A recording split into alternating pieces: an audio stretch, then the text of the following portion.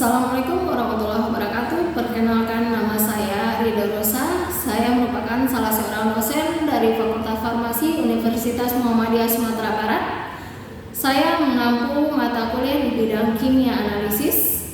Mata kuliah ini mempunyai bobot 3 SKS, 2 pada teori dan 1 pada praktikum kimia analisis, di mana mata kuliah ini merupakan salah satu mata kuliah wajib di Fakultas Farmasi.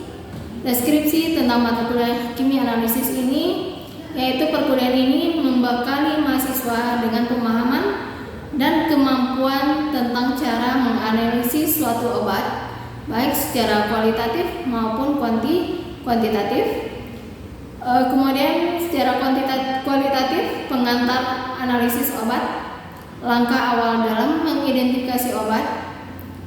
Kemudian reaksi-reaksi pendahuluan, ada identifikasi terhadap zat asal, identifikasi adanya gugus fungsi, identifikasi anion serta kation dalam senyawa obat golongan anorganik, serta identifikasi unsur senyawa obat golongan organik, pengenalan timbangan dan alat-alat pengukur, analisis gravimetri berdasarkan penimbangan, dan juga ada volumetri pada analisis kuantitatifnya, yaitu pada volumetri meliputi adanya titrasi asam basa, titrasi argentometri, titrasi kompleksometri, titrasi iodi serta iodometri, dan titrasi permanganometri. Subjek PMK dari mata kuliah ini kimia analisis yaitu yang pertama, diharapkan mahasiswa mampu untuk menjelaskan konsep kimia analisis secara kuantitatif dan kualitatif.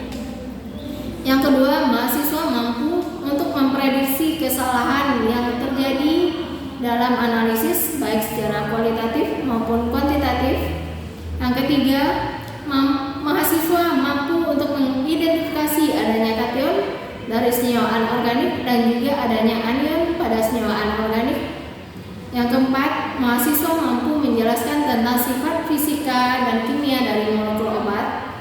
Yang kelima, mahasiswa mampu menjelaskan penetapan kadar beberapa senyawa berdasarkan metode volumetri.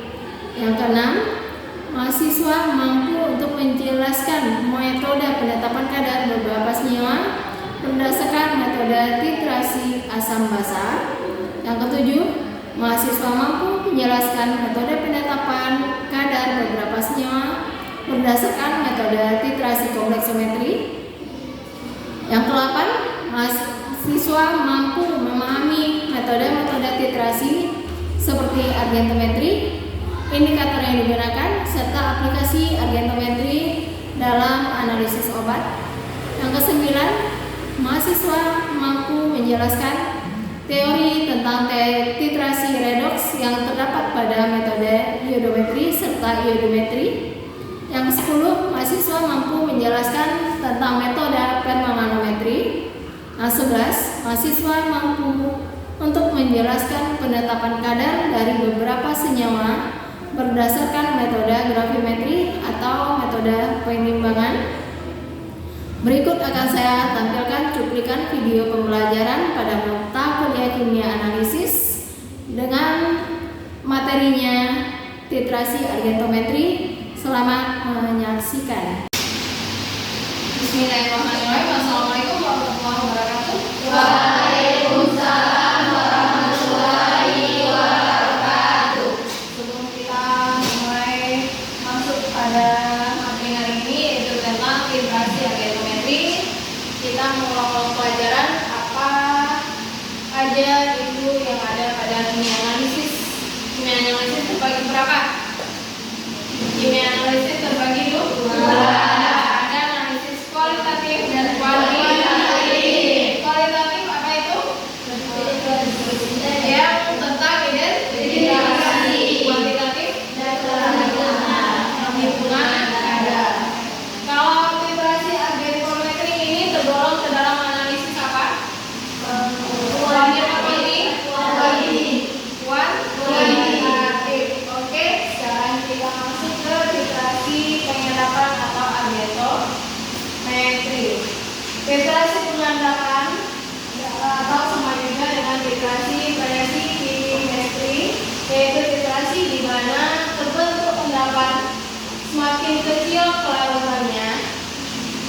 Semakin kecil larutan endapan, maka dia reaksinya semakin sempurna. Filtrasi precipitrometri yang menggunakan larutan perak kita sebut dengan filtrasi agenometri. Filtrasi agenometri dapat kita bagi menjadi 3, yaitu ada Ceramol, Fayand, dan Volta. Larutan kalium karbonat atau K2ClO4 dengan konsentrasi 0,005 sampai 0,011 molar. Contohnya pada penetapan kadar dari NaCl dengan larutan standar yang kita gunakan yaitu AgNO3.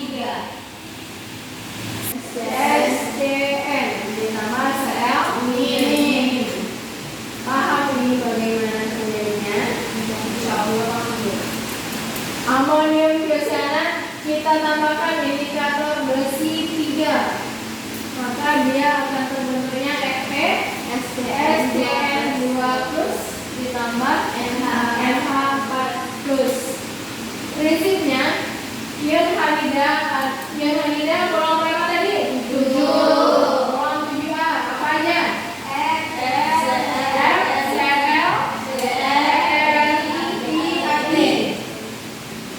Ion halida kita reaksikan dengan perak nitrat yang berlebih. Kemudian dari perak nitrat ini yang akan kita filtrasi dengan tiocyanat membentuk endapan putih. Kemudian dari tiocyanat akan bereaksi dengan indikator besi 3 yang kita tambahkan. Dia akan membentuk ion kompleks yang berwarna merah, menandakan titik akhirnya tercapai. Larutan standar yang kita gunakan pada filtrasi molar ada NaSCN. Apa itu NaSCN? KSCN kalium tiocyanat. NH4SCN amonium tiocyanat. Indikator yang kita gunakan adalah Fe3+ atau besi 3. Titik akhir yang akan kita capai adalah warna merah. Perhitungannya, persen sel atau persen sampel sama dengan miligram AgNO3 dikurang miligram SCN dikali BE dari Cl min dikali 10 min 3 dibagi dengan gram sampel dikali 100%. Ag+ adalah dari nitratnya atau AgNO3 membentuk AgCl yang berupa endapan warna putih. Pada titik akhir filtrasi, ion Cl sudah habis. Indikator ion kita tambahkan yaitu ClO4 kelematnya atau ClO4 ditambahkan dengan 2 Ag+ yang merupakan sampel kita, akan terbentuknya Ag2ClO4 yang berupa endapan berwarna merah. Jadi pada titik akhir filtrasi secara mol terbentuk 2 jenis endapan yang berbeda. Yang pertama ada endapan dari AgCl yang berwarna putih dan endapan dari Ag2ClO4 yang berwarna merah. AgCl mengendap lebih dahulu, kemudian setelah ion Cl-nya habis, lalu kita tambahkan Ag2ClO4 yang akan mengendap membentuk endapan merah. Hal ini disebabkan oleh karena larutan dari AgCl lebih kecil daripada larutan Ag2ClO4. Ion merah ditambah dengan ion tiocyanat SCN min yang dari larutan baku akan terbentuk AgSCN yang berupa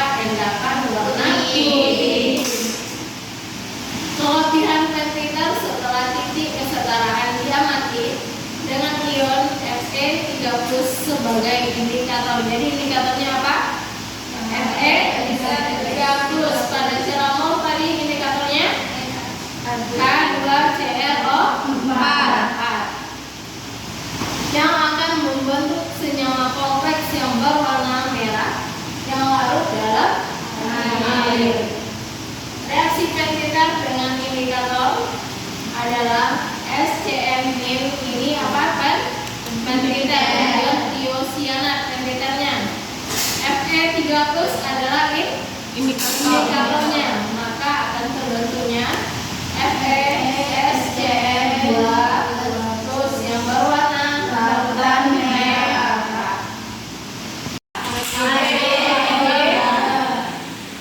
NO3. Hasilnya apa? AgNO3 teroleh menjadi apa?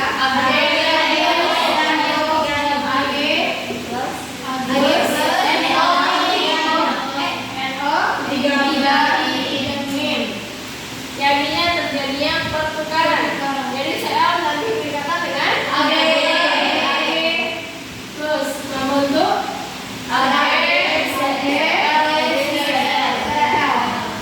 yang berupa N8. Kemudian ditambahkan dengan NO3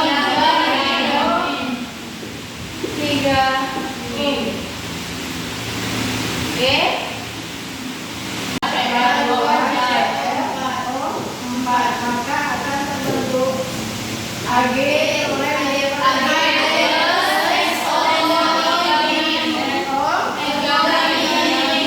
kalau ini teroleh jadi KO4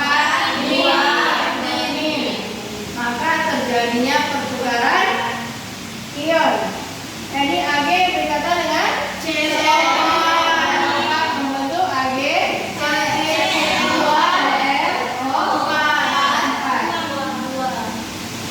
Ag2CrO4. Ini terbentuk maka hasilnya adalah Ag2CrO4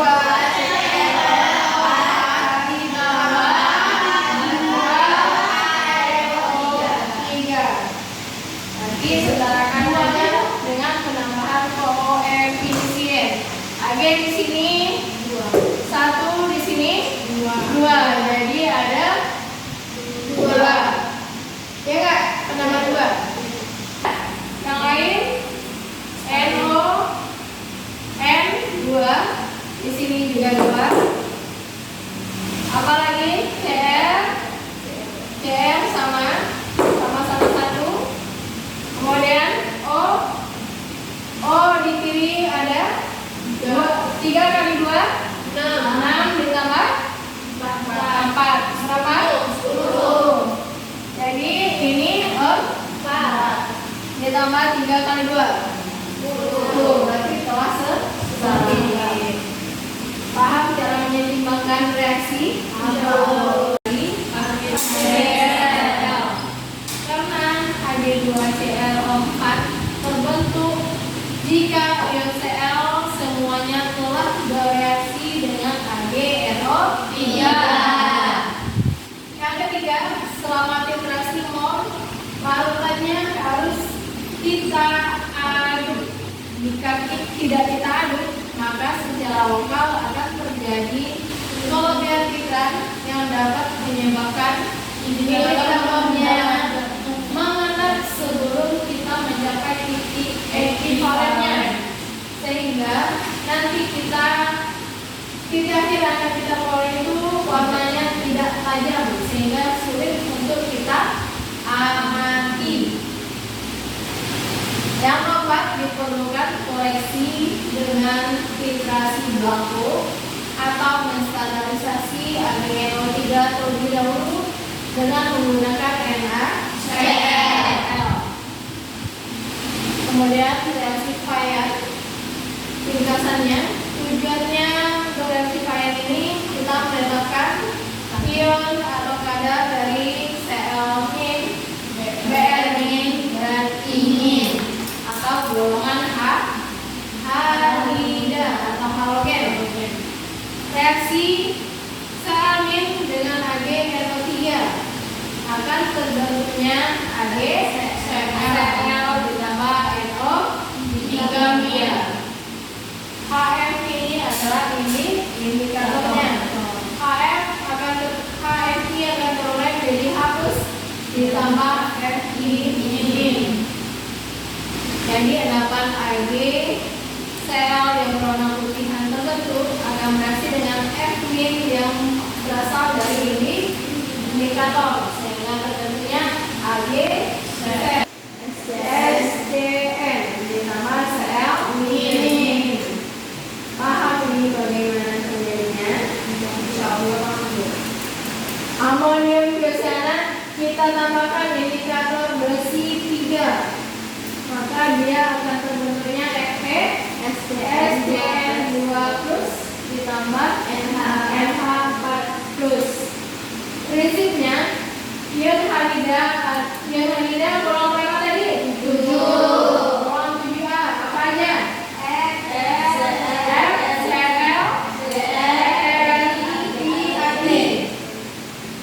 Ion halida kita reaksikan dengan perak nitrat yang berlebih.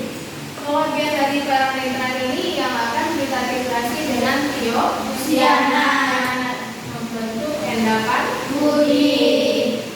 Kelebihan dari tiocyanat akan bereaksi dengan indikator besi 3 yang kita tambahkan. Dia akan membentuk ion kompleks yang berwarna merah, menandakan titik akhirnya tercapai. Larutan standar yang kita gunakan pada filtrasi mohar ada NaSCN. Apa itu NaSCN? Natrium biosyanat. KSCN kalium biosyanat. NH4SCN amonium biosyanat. Indikator yang kita gunakan adalah Fe3+ atau besi 3. Titik akhir yang akan kita capai adalah warna merah. Perhitungannya, persen sel atau persen sampel sama dengan miligram AgNO3 dikurang miligram SCN dikali Be dari Cl- dikali 10-3 dibagi dengan gram sampel dikali 100%. Agar kita memperoleh kondisinya asam. Tiga-tiganya agar tidak terbentuknya endapan PeOH 3 kali. Yang kedua, larutan contoh atau larutan sampel kita tambahkan dengan pelarut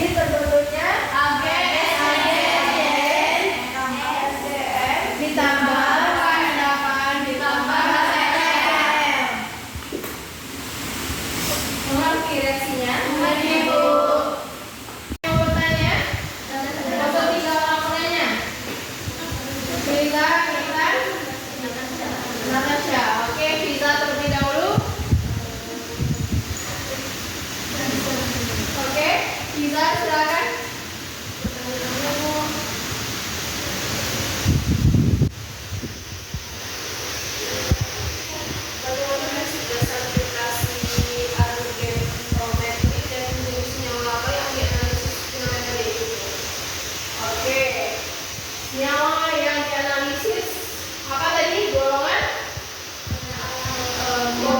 alida atau golongan 7A. Contohnya Cl, dan I. Untuk prinsipnya, filtrasi argentometri itu merupakan metode analisis kuantitatif berdasarkan pada reaksi pengendapan yang terjadi antara ion perak yang berasal dari pensitatnya atau Ag3, kemudian dan ion sampel atau SCM. Senyawa yang dapat kita analisis meliputi garam, contohnya garam natrium klorida, garam bromida, iodida maupun dari iosiana. Prinsip utamanya adalah terjadinya pembentukan endapan yang sukar larut seperti AgCl dan ditentukan dengan bantuan penambahan indikator. Jadi pada argentometri ini reaksinya adalah reaksi pengendapan. Ya, jadi dia pelarutannya jangan terlalu besar karena kita mengharapkan dia mengendap. Oke, soal kedua siapa yang mau bertanya? Intan, silakan. Sebutkan dua keuntungan metode Kohab dan metode. Oke, langsung ibu jawab. Keuntungannya dari metode Kohab dan mol, kita bandingkan dengan mol. Kohab dapat digunakan untuk sampel yang berwarna dan juga sampel yang warnanya keruh, karena titik akhirnya tidak tergantung pada perubahan warna larutan dan lebih cocok kita gunakan untuk sampel ion halida selain dari Cl, Min, Br, dan Min, serta bisa dilakukan dalam suasana asam. Siapa lagi yang mau bertanya? Oke, silakan. Tanya itu berikan contoh aplikasi argentometri dalam dunia industri atau laboratorium. Oke, langsung ibu jawab. Filtrasi argentometri pada dunia industri ataupun labor. Oke, filtrasi argentometri kita gunakan dalam industri farmasi untuk menentukan contohnya kadar NaCl yang terdapat pada larutan infus. Ada infus NaCl kan?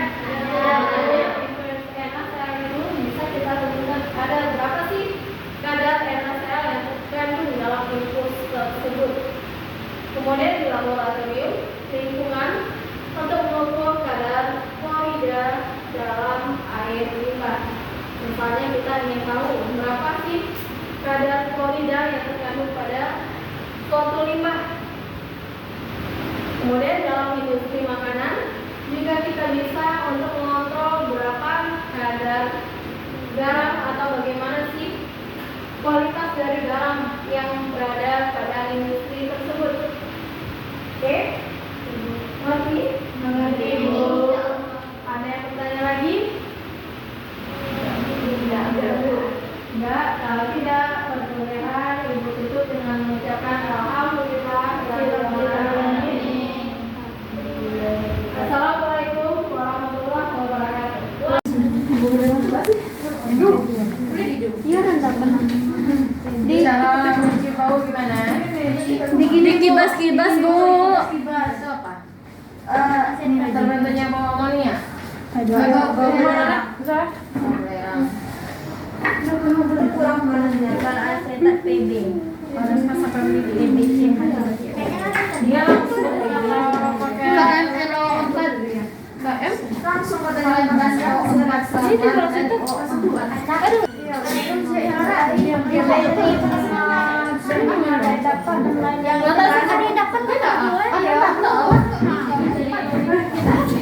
lagi namo biar oh ya do nggak sisa enggak kan bening kan Diva dari Florida apa tadi apa coba cek bening enggak ada.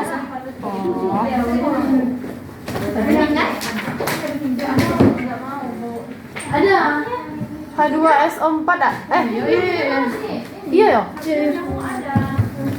H2SO4 tuh langsung sulfat. Kan? Jamet.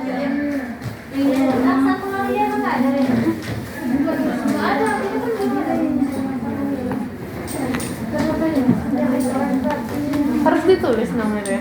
Ya enggak, biar aku. Kalau dia kayak gini, Mungkin permohonan. kerja namanya lu ya. Ini nanti. Terakhir ya. Mana ya?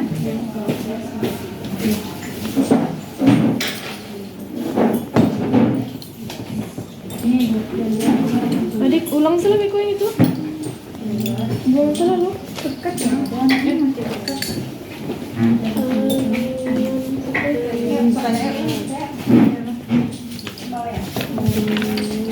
Tulis salah lu Zah? Hah? Tulis salah ntar.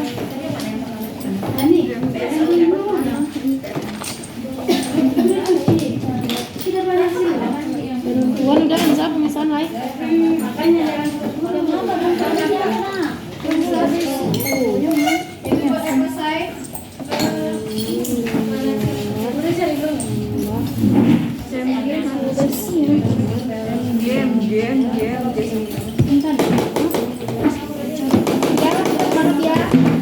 Nanti yang pemisahan nomor satu ku tetap orang bukan. Iya. Semangat tuh tak setia mana itu namanya apa? Berarti dilarutkan bening tadi mana itu? Enggak. KN H2 lagi apa? Punya tadi. Ada H2SO4 itu. tulis bin bisa ya. Iya. Bareng kerja ada. Oh, coba di atas terbentuk satu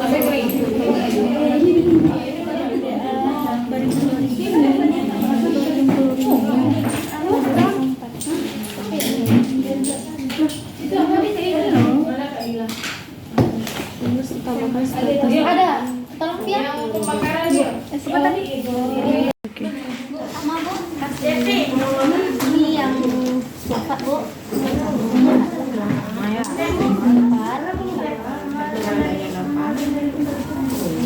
Itu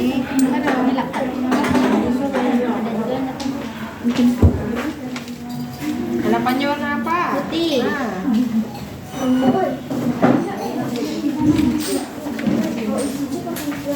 Ini Bu. Nah ini.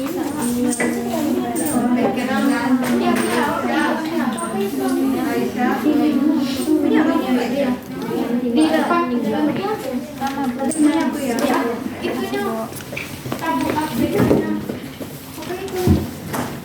Itu pakai enggak bangunan sama tuh dia. Ini mana tadi? Udah tahu enggak? Tentang bobo belerang Bu. Ke bawah tapi itu.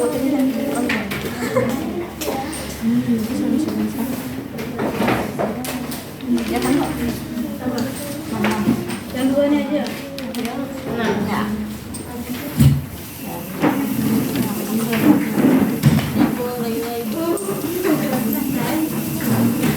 Sa, agen om, pada sa.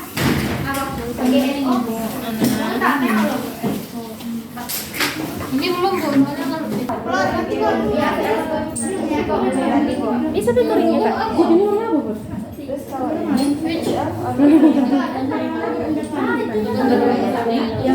Apa? TTS. Kemudian Vero. 5 tetes 3. 4, 5.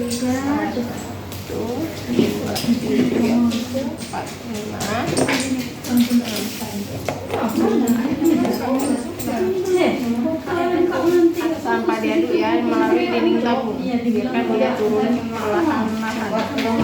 Kalau ada Siap. Mana aja tuh?